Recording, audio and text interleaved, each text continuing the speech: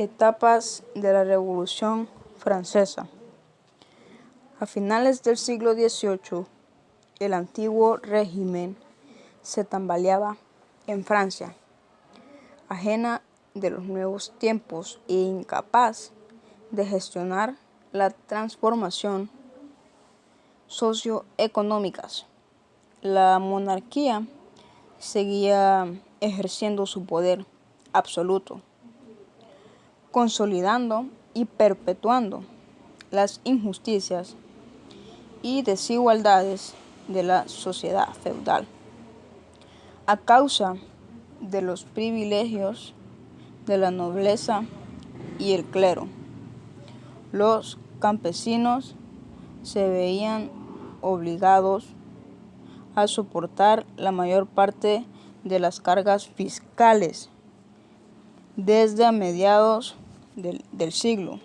Sin embargo, intelectuales ilustrados como Montesquieu, Voltaire y Rousseau habían minado la legitimidad del absolutismo monárquico, formulando principios políticos, soberanía popular, igualdad ante la ley y la separación de los tres poderes, que fueron abrazados por la burguesía clase social ascendente que aspiraba a ver reflejado su poder económico en el ordenamiento jurídico.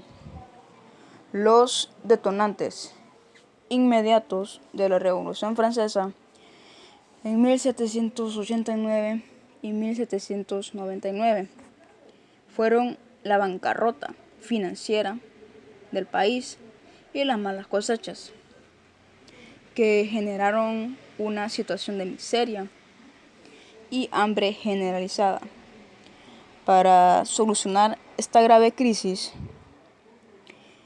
económica y financiera del Estado, el monarca Luis XVI convocó en mayo de 1789 los Estados Generales a una asamblea en la cual se reunía por separado a los representantes de los tres estamentos, los cuales eran la nobleza, el clero y el pueblo, que también es conocido como el tercer estado.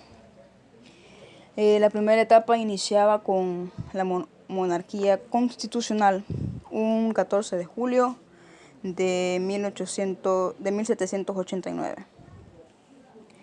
La Revolución Francesa había comenzado y pronto se propagó a otras ciudades y también a las zonas rurales, en las que se desató una revuelta antiseñorial conocida como el Gran Miedo. El 4 de agosto de 1789, la Asamblea Nacional, convertida en Asamblea Nacional Constituyente, decretó la abolición de todos los derechos y privilegios feudales, y el 26 de agosto se publicaba la Declaración de los Derechos del Hombre y del Ciudadano, basada en los principios de libertad, igualdad y fraternidad. Segunda etapa, la Convención. Hubo una guerra en donde Francia estaba involucrada, pero fue derrotada. Luego de esto, la izquierda jacobina influyó en una asamblea en la cual se exigía por sufragio universal la Convención Nacional. Tras la caída de la monarquía, siguió la celebración de elecciones y la constitución de la Convención Nacional,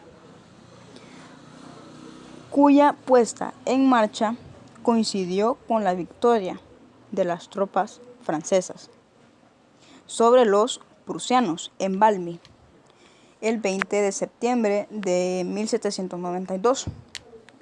2 días después, el 22 de septiembre, la Convención Nacional proclamaba a la República. La lucha por el poder dentro de la Convención entre sus alas izquierda, jacobinos, y derecha, girondinos, tuvo en el proceso y ejecución de Luis XVI el 21 de enero de 1793. Uno de sus puntos elegidos como inmediata respuesta a la decapitación del rey: Austria, Prusia, España, Holanda e Inglaterra se unieron a la primera coalición, una alianza sin otro objetivo que acabar militarmente con el proceso revolucionario. Tercera etapa: el Directorio. En octubre de 1795, la Convención fue disuelta y sustituida por 2 cámaras, en los cuales eran el Consejo de Ancianos y el Consejo de los 500, por lo cual fueron elegidos por sufragio censitario. El poder ejecutivo de los 5 miembros del Directorio. El Directorio se apoyó del ejército para reprimir las revueltas populares cuando la supresión del control de precios encarecidos nuevamente los productos básicos, y también para aplastar las conspiraciones e insurrecciones promovidas tanto por los realistas y por la izquierda radical. El Directorio fue sustituido por un nuevo régimen autoritario, el Consulado, en 1799 al 1804. Cuarta etapa, la etapa napoleónica. Napoleón tenía poder de los 3 poderes, controlando la situación interior gracias a una fuerte censura interna y una policía toda poderosa en manos de Fauché. Francia vivió durante el imperio una etapa de expansión económica, iniciándose la industrialización. Napoleón configuró un nuevo gran imperio que se extendía por casi toda Europa. Su organización era muy compleja, pues Francia estaba rodeada por un cinturón de estado vasallos. Napoleón había conseguido este imperio en sucesivas campañas militares, en donde él logró grandes victorias como militar. Quinta etapa, la restauración. Esto es comprendido tras la caída de Napoleón Bonaparte en 1815 y el inicio del proceso revolucionario de 1830.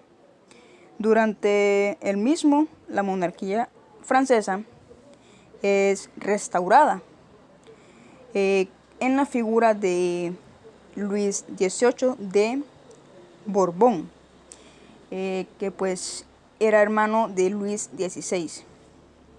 En Europa, esta etapa se caracterizó por el intento de recomposición de entremando del antiguo régimen, algo que sus partidarios no consiguieron sino de forma limitada. En conclusión, el pueblo francés pasó por un proceso que trajo consigo consecuencias, pues la mayoría de estas consecuencias provocó mejoras en los sistemas sociales, políticos y económicos de Francia. Es por eso que se considera a la Revolución Francesa como uno de los procesos más importantes de la historia.